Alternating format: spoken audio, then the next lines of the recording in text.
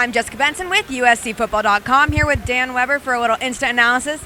Dan, huge win for USC tonight, obviously. What was the atmosphere like? Happy. I haven't seen anything like it.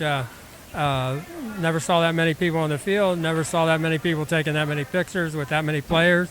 I'm guessing a lot of those are going to be on eBay here in about a half an hour, but there were literally thousands upon thousands of pictures taken on that. That was as happy as you've ever seen.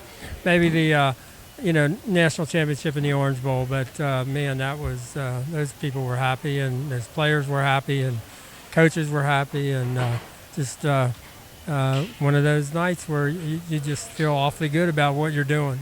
I know for me, in my 4 years at USC, most people I've seen there, loudest I've heard the Coliseum. Really nice to kind of get a taste of that Trojan football that we all know and love historically. Yeah, it really helped. I think Stanford had some real adjustments there, especially in the first half. I think at the end of the game, I think it really it made a difference. And there we hear Coach O coming up you can probably hear him on the instant analysis. He'll be here in a minute. Speaking of Coach O, obviously a lot of talk now about does he become a viable candidate for this head coaching position? Absolutely. There's no question about it. This game changes everything, and boy, all you got to do is ask the players. Stuart Craven just said Coach O has to be here next year. He's the guy we want. He makes this all possible. Ton of respect for him from the players and vice versa. Speaking of the players on the team, obviously offense came out tonight, was able to get the points on the board, looked good. What do you think? Well, they got 17 in the first half, so they needed to get that jump, needed to not fall behind. Stanford's way too tough to play if you fall behind with that defense and the way they can grind it out.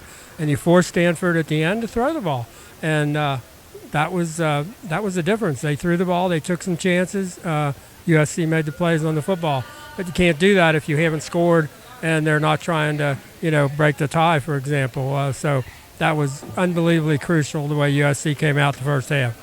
And two big interceptions there in the second half that really kept them alive in the game. Real scramble, hustle plays. USC, I think they knew.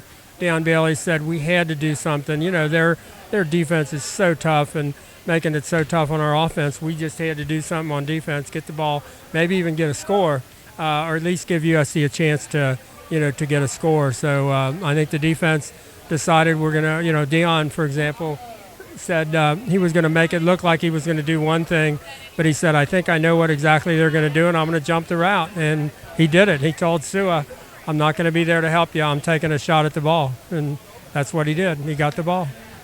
Obviously, both teams, now we come up these next few weeks, and kind of the fate of USC football rests on it, which who would have thought we'd even be talking about, potentially maybe going for that Pac-12 title. Yeah, when you talk about, what if they run the table, got Colorado and UCLA and see what happens. UCLA has to play Arizona State next week. That could change, Arizona State's situation. They're a game ahead of USC, got the tiebreaker.